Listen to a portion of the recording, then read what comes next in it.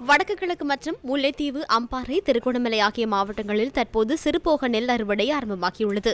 இதற்கமைய நாடு 1 கிலோகிராம் 120 ரூபாவிற்கும், சம்பா 1 கிலோகிராம் 130 ரூபாவிற்கும், கிரி சம்பா 1 கிலோகிராம் 140 ரூபாவிற்கும் கொள்வனவு செய்யப்படவுள்ளது. சிறு மற்றும் நடுத்தர அளவான நெல் ஆலை உரிமையாளர்கள் நெற்கொள்வனவு செய்வதை இலகுப்படுத்தும் நோக்கில் அடகு சான்று கடன் திட்டமும் அறிமுகப்படுத்தப்பட்டுள்ளது. இதற்காக 10,000 மில்லியன் ரூபாய் ஒதுக்கப்பட்டுள்ளது. 17 மாவட்டங்களில் அரசாங்கத்திற்கு சொந்தமான 143 நெற்களஞ்சிய சாலைகளை திறக்க எதிர்பார்ப்பதாக நெல் சந்தைப்படுத்தல் சபை தெரிவித்துள்ளது. நெல்லுக்கான உரிய விலையை கோரி பல்வேறு பிரதேசங்களிலும் விவசாயிகள் போராட்டங்களில் ஈடுபட்டனர்.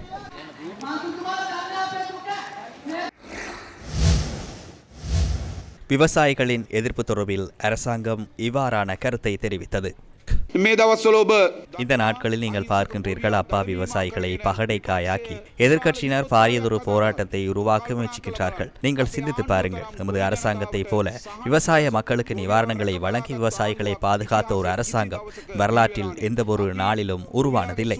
நாம் விவசாயிகளின் நலன்புரி சேவைகளுக்காகவும் விவசாயிகளின் நெல்லை கொள்வனவு செய்வதற்காகவும் 46,000 மில்லியன் ரூபாவை ஒதுக்கியுள்ளோம். நெல் சந்தைப்படுத்தல் சபைக்கு உத்தரவாத விலையில் நெல்லை கொள்வனவு செய்வதற்காக 6,000 மில்லியன் ரூபாய் ஒதுக்கப்பட்டுள்ளது.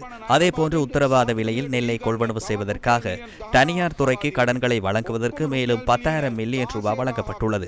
இந்த சிறுபோகத்தில் நெல்லை கொள்வனவு செய்வதற்காக அரசாங்கத்தினால் மொத்தம் 16,000 மில்லியன் ரூபாய் வழங்கப்பட்டுள்ளது. உங்களுக்கு தெரியும், நாம் ஆட்சிக்கு வரும்போது உரமானியம் 15,000 ரூபாவாகவே காணப்பட்டது.